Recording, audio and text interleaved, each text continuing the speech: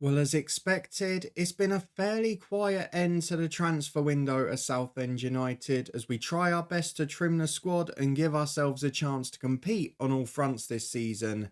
In the meantime, though, we've got deadline day today, we've got another tough draw in the Carabao Cup, and if all of that goes swimmingly, we might even face United again as well.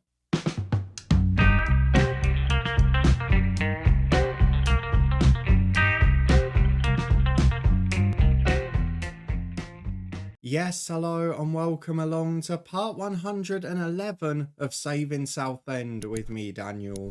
A quick moment of reflection before we talk about this video because unfortunately in real life, despite this save being decided a year ago and there have been so many promising moments since, Southend United do appear to be in trouble again. So to their fans, a genuine good luck message. I hope you get sorted and can start the season properly. But for now, we're going to focus on hopefully a little bit of relief and joy for Southend fans as we're at the top of the Premier League table with Arsenal and City level on 10 points after 4 matches. We're going to face Spurs today in the Carabao Cup, one of the trophies we haven't won yet in this save, and we're also going to get through transfer deadline day. We've got a few players out, we've got a couple of suspensions, we've had a few moments of ill discipline, but so far it's all going all right, and on a couple of fronts there's actually some really positive news. So let's start by going over to the transfer centre because before we get into deadline day today, there have been a couple of outs, albeit temporary ones. I've actually made a big decision which I wasn't going to do during the last episode. I've decided to loan out both of the young centre halves again. Soren Hansen is someone I was very tempted to play and start for us this year. But Everton came in, offered him regular football as an important player in a top half Premier League team. And you can see Kieran Peacock, who has really flattered to deceive in my opinion so far. I've been a little disappointed by him. He's now going on a tour of some of the biggest clubs in the world. He went to Barcelona last season. He's now gone to FC Bayern where he's starting regularly. And hopefully he'll be able to become a superstar because I've not been that impressed with him. He's not really pushed on since joining from Reading. Or at the very least, his reputation will be big enough that he'll get a move because he's just not delivered for me. I don't think he's better than Herbert, who he's getting in the England squad above at the minute, so I'm not sure how to read that. If we go and have a look at the squad though, there is a lot of interest in a lot of players. Now some of those are from Saudi clubs, so it might not be that deadline day is the determining factor, but there are a few where I do worry a little bit. For now though, let's go and get through deadline day. 15 hours remaining. You can see Drew O'Day being linked with Aston Villa for big money. He's one I'd maybe be willing to sell. And then maybe we'd have to get one of the other two back. I don't know. We've been linked with AC Milan's Abate. He was another fullback we looked at signing this summer. Borussia Dortmund have been linked with Memic. Again, if the price is right, possibly. But at the moment, we've let a lot of players out on loan. And I'm not sure we've got the squad depth to do it. So we could see a few things happening or not yet as it may be. Let's go and get through the 15 hours that remain and see if any players go out of the club. And if so, whether we're forced into ins. Well, after a few fairly poor offers, such as one for O'Day on loan, one for McNaughton on loan, we've now got our first big offer of the day to consider. I don't think it's quite high enough, and I'll tell you the reason why. I would have accepted this if we were guaranteed 65 million. The problem is they've bundled about 15 million of that into an appearance fee, and if he's not going to make 50 with his injury record, that might be a problem. It's also not his preferred destination. It's only got a 20% sell on. So for me, Armin Memic is going to be staying for now, unless that offer is significantly improved. 9 hours to go though. There's still plenty of time. Well, Bayern Munich, not content with having Kieran Peacock for the season, are now trying to poach McNaughton on a loan with a view to buy. He's not going anywhere. He's going to be our number one for the end of this save. So don't you worry about that. But with 7 hours to go, it's been fairly quiet. A few of those wanted signs are starting to go, but there's still plenty of them there. And I'm just worried that something's going to happen in the last hour or two when it's maybe too late for us to act on it. Well, surprise, surprise, with 4 hours to go, we've got a player coming in. And I was just getting a little bit edgy and not having a player called Parker in the squad anymore. And don't worry, this isn't an exciting signing. This is a one-star, third-choice goalkeeper, literally just to tick the box in the squad this month. So he's going to come in. It'll be very much a fringe player. We're going to get slated for signing him like we did Davis a couple of years ago. But I'm very confident that he's a good signing for us. Let's go and meet him. 1 star, they're angry about wasting a loan spot on a player who will never be good enough. He's absolutely fine. He's a third choice keeper. He's going to play for the reserves most of the year. And if we have a crisis, we've got someone who's passable in goal. That's all we needed out of this deal. Well, here is the end of deadline day. Nothing done on our front bar 1 lone goalkeeper coming in. But in truth, we've signed our 2 big players in the summer. We'll wait for them to ignite after a few months. We've sold loads of fringe players. We've loaned out some brilliant youngsters. And our wage bill is still in the bottom half of the Premier League. 11th of the 20 clubs. It's an incredible effort, really. But it will move into the top half once we've done the new deals this year. There's big news elsewhere, though, with our title rivals, because Paulo Dorelli has left Arsenal for 128 million. Erling Haaland has finally left City. In his last 2 or 3 years, he rediscovered his scoring form. So a slight suggestion that we're getting towards that changing of the guard time now, and we're going to see a few big transitions from some of the big teams. But for us, all of the focus is now on the Carabao Cup. Spurs only played on Sunday in that due to Europa Conference qualifying. Not really sure why they were in the second round anyway, but we played them on Wednesday night. You can see it's a pretty tricky month now, isn't it? Let's get it back up properly. United, then our first Champions League game, Arsenal, Atletico Madrid and Liverpool. This is going to be a test. Let's get through to Spurs and see how we get on. Well, it's fitness test time, and Drew O'Day is the only one still fighting his way back. We've got Worcester and Curley who played for the 21s yesterday, but the rest of the first team should be fit. Can we get through in the Carabao Cup? And can we afford to go big? Because ultimately, as much as I want to win this trophy, we have to prioritise, and United is the bigger game in the Premier League. So I think we are going to rotate the squad. We're going to go for virtually a backup 11. And we're going to hope they can find a way through, because Spurs playing every 3 days, surely they can't be at full strength either. Back in a minute to run through the 11. Well, there's one problem area going into this game, and that is the left-hand side of midfield, and that's due to recent matches. So let me very quickly show you how we've started this season. We've picked up 10 points from 4 Premier League games. We drew our first one against Sheffield United, 1 goal apiece after Joaquin Jimenez scored early. But then 3 comfortable victories, 2-0 at home to Norwich with Vasquez and Herbert, 4-0 away at Hull, all first half goals from Herbert, Carr, Adamson and Robertson.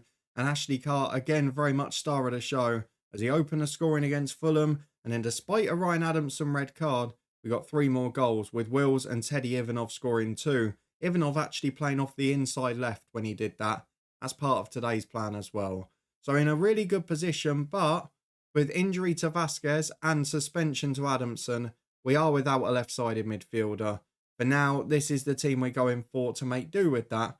And you can actually see where our strength in depth has improved, because a lot of these players would have been first choice last year. And up front, because of the recent situation, we can actually play our first choice front two, because it was the backup players that were the stars at the weekend.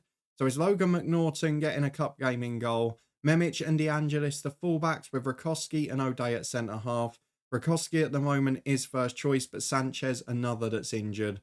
Yocolano and Ivanov will be on the wings. Torres and Jimenez in the middle. And then up front is Wills and Kranjic. But we've still got Ashley Carr on the bench, and we've still got plenty of first choice quality. So this team, I think, is ready to compete. Whether or not it's good enough to win, there's only one way to find out.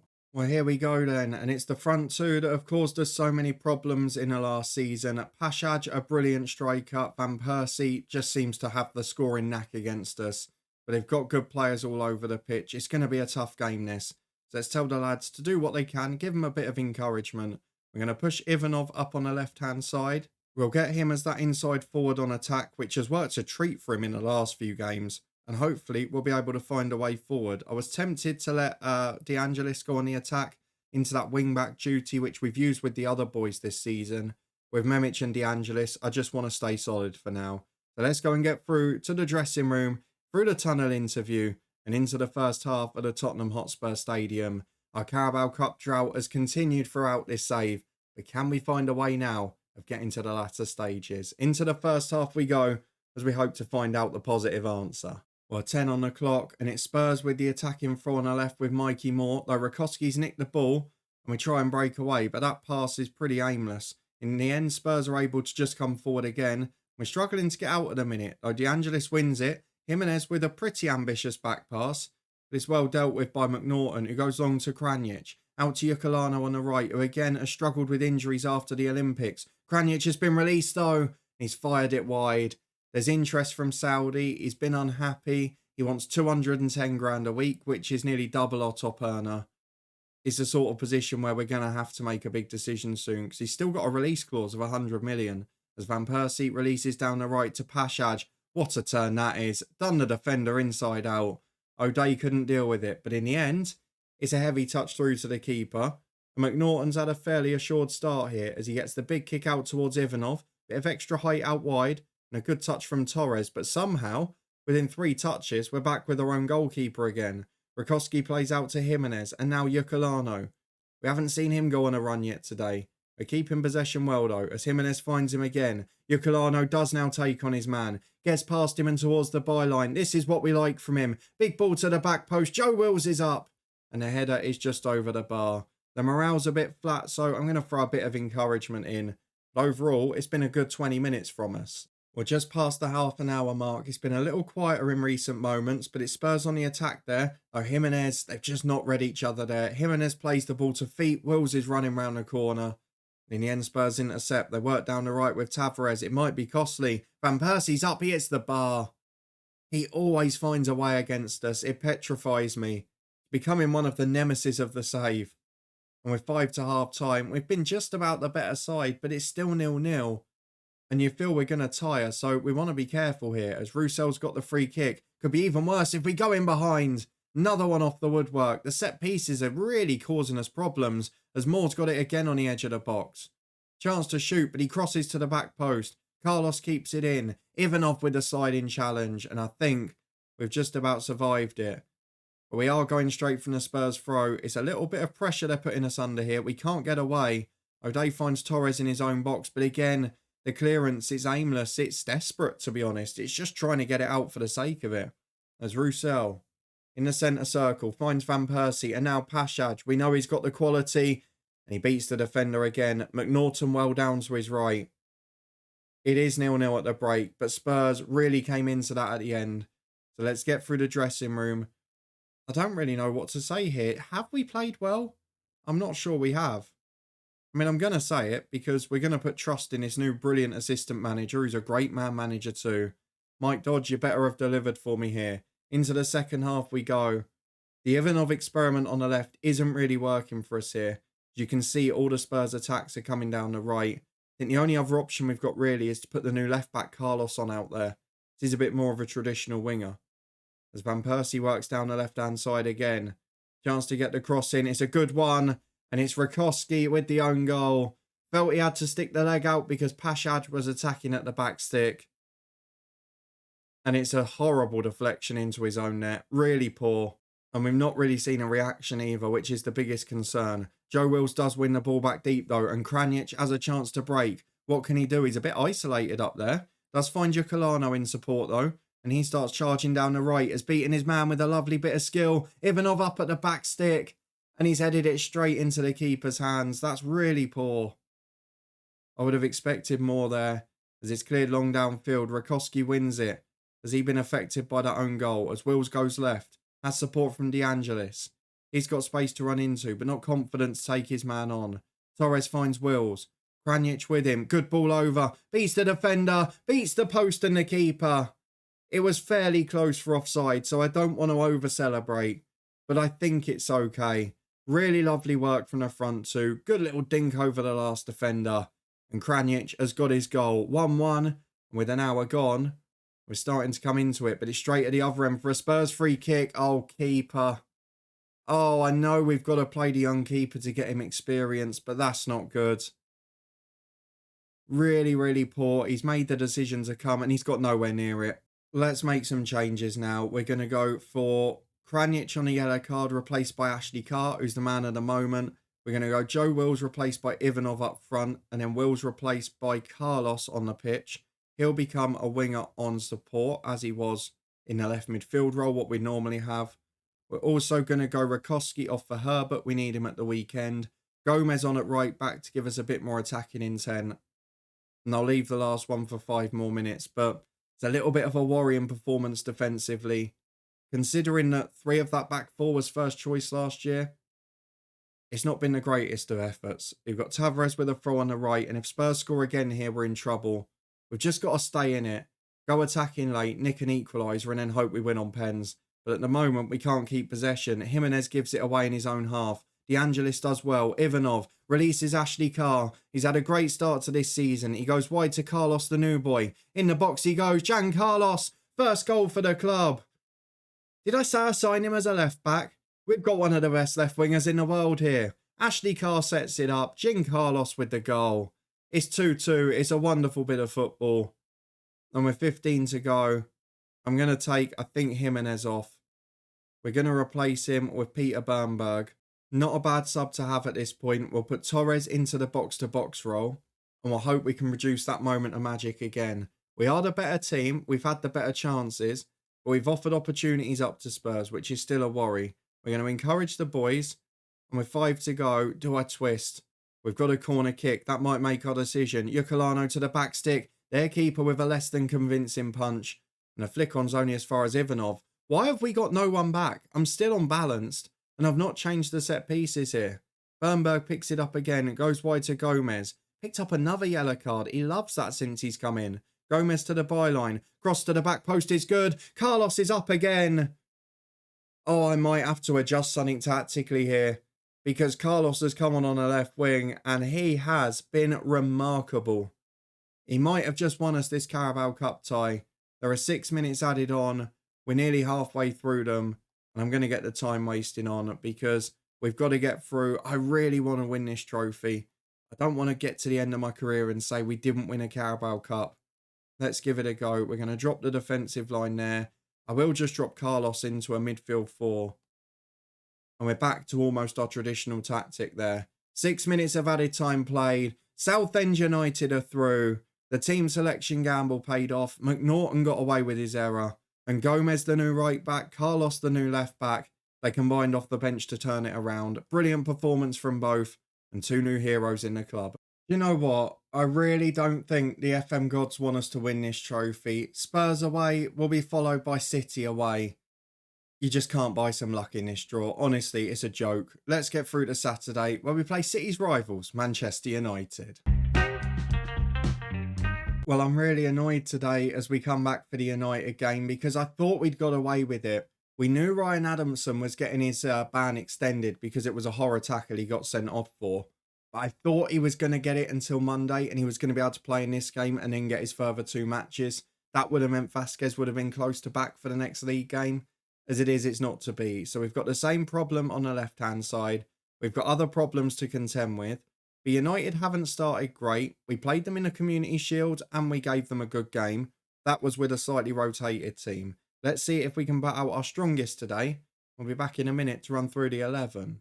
Well, I'm trying to keep everyone fit, everyone happy, and I'm trying to balance things out a little bit and spring a few surprises. But on the left wing, I'm sticking to what we did off the bench in midweek. Carlos is going to go into that advanced role and just have a go.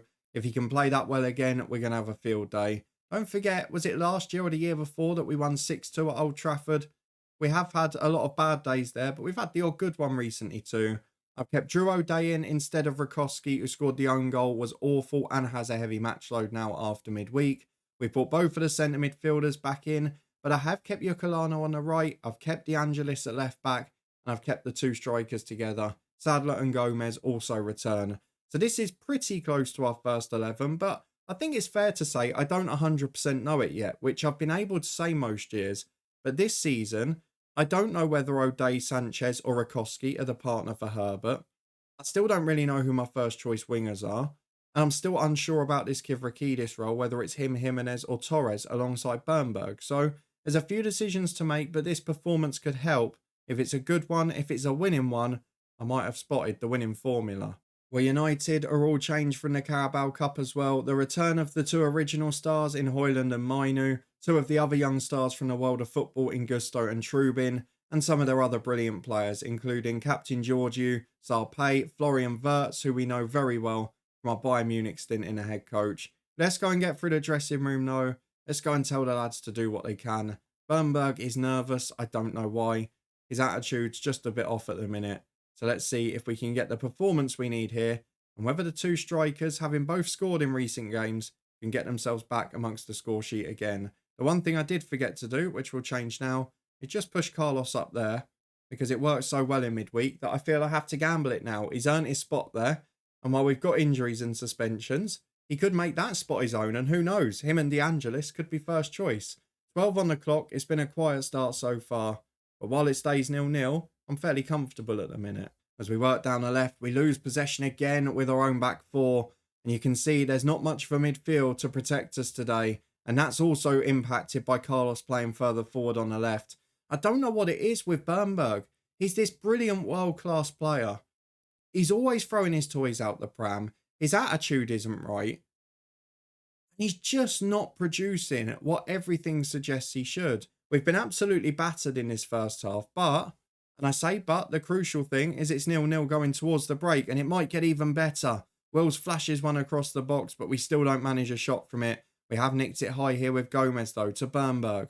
Now O'Day into midfield for Kivrakidis. Wills through to Yukulano. We're so incisive on the counter. And Kranjic puts it in after it bobbles around in the box. 1-0 Southend United. Smash and grab. That's how you do it. You play absolutely woefully. And you nick one in first half stoppage time. One shot on target after United dominance. And it's United 0, Southend 1. That is absolutely beautiful. That's the way you want to win a game. Don't get complacent, boys. Bernberg, seriously. Hopefully he can produce a performance in the second half. I'm a bit worried about Jan Carlos, who's not been anywhere near as good today.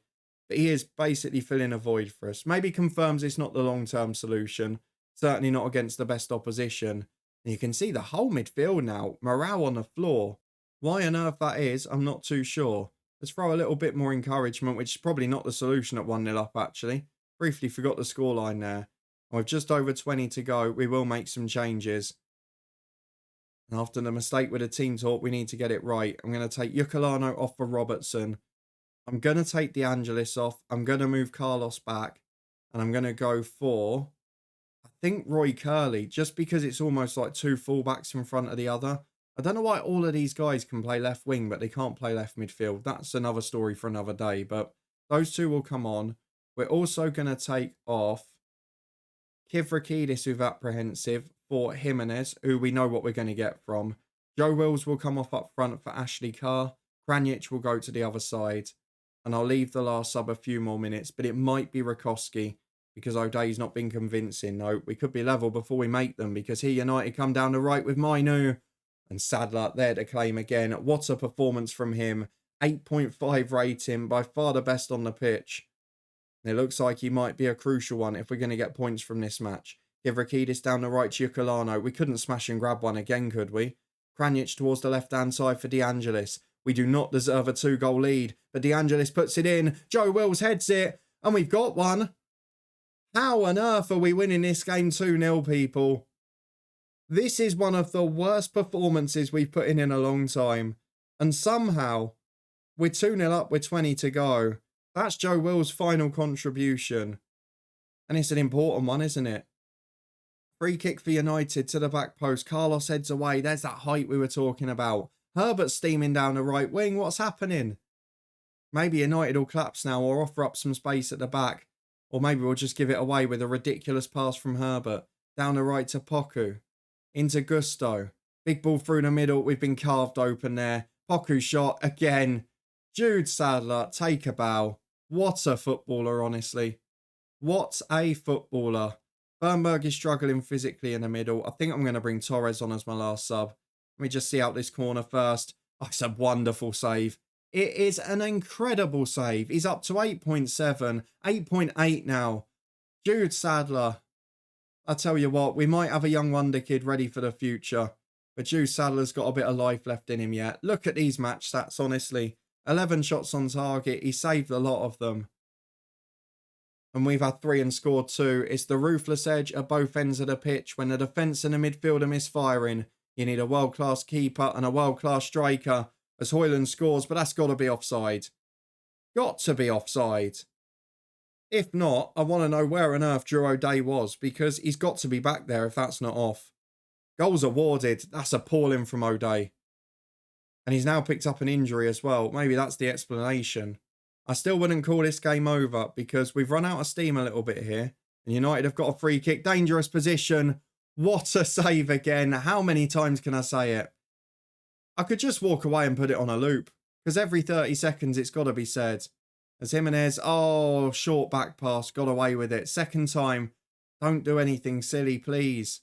Jude Sadler out to the right. O'Day's there. Could do with one on the counter here. Jimenez to Kranic. It's great football. Ashley Carr's pointing. He wants it there. He beats his man. Goes right to Gomez. Sensible play. Gomez towards the byline. Into Ashley Carr. He's going to have a good season this year, folks. Ashley Carr off the bench with a goal. Another assist for Gomez, the right back. But Ashley Carr, season 2 is here. And maybe we've just got to give these people a year to adapt. That seems to be the solution at the minute. As Gusto works the ball to Wirtz. Gomez will head away as far as Mullerup. Into the box he goes. Carlos with a challenge. It's 3-2. Right, I know he's not supposed to do it, but I'm going to drop Curly in here. Do you know what? I'm going to try this. I've never ever done it before. But Carlos is getting roasted at left back. So I'm going to put Curly as a wing back or Carlos, vice versa. Let's switch them like that. And Carlos is going to be... He can't play wing back either. What a bizarre one that is. Either way, we're just going to put him as a wing back on support, but literally right in front of the fullback. We're going to drop Robertson to a support duty to protect a bit more. And we're going to drop Jimenez to a centre mid on defend. We'll sort out the rest in a bit. But I think we need to just leave the two up front now and try and get the win. That has to be the important bit. I've accidentally switched to the subs there. Here we go. And as we head towards stoppage time, we'll see out this highlight. And then we'll get the time wasting on. It is Jimenez over the free kick from about 30 yards on the right-hand side. We've got 7 minutes, which is not what I wanted to see. Can Jimenez put this in to make it a bit more of a comfortable 7? Joaquin Jimenez over the bar. Not ideal. We're going to time waste. Back in a minute for stoppage time. We're just a couple of minutes of it to go, and it's gone very quiet here in stoppage time. However, it's a goal kick, and it's a last chance for United, but we've nicked it back with Torres. Then Kranic has lost possession. Poku's got in. Not this way. It goes wide of the post. I think Sadler had it covered. What a performance from him. 8.9 despite conceding 2.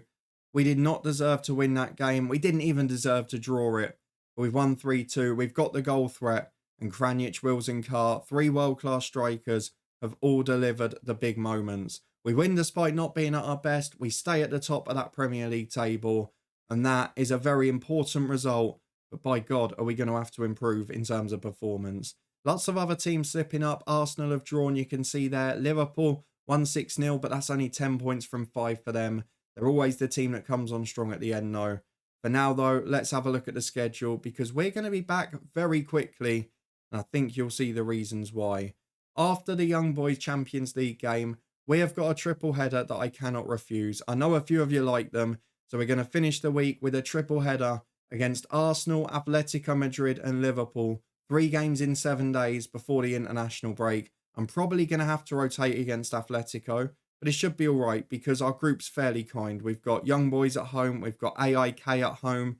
I'd expect us to maybe beat Juve or PSG at home as well. So maybe we can pick up some points that way. But for now, if you did enjoy this one, a thrilling couple of games, a thrilling comeback against Spurs, and we hung on against United.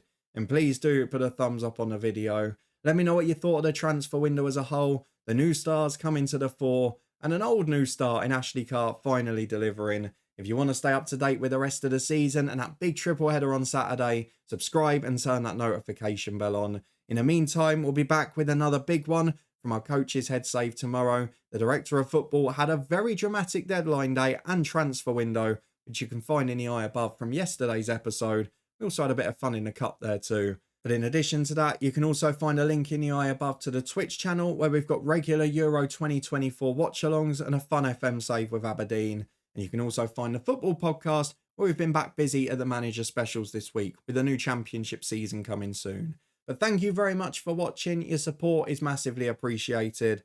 And I'll see you back here next time as triple headers, well, they don't get much bigger than this one.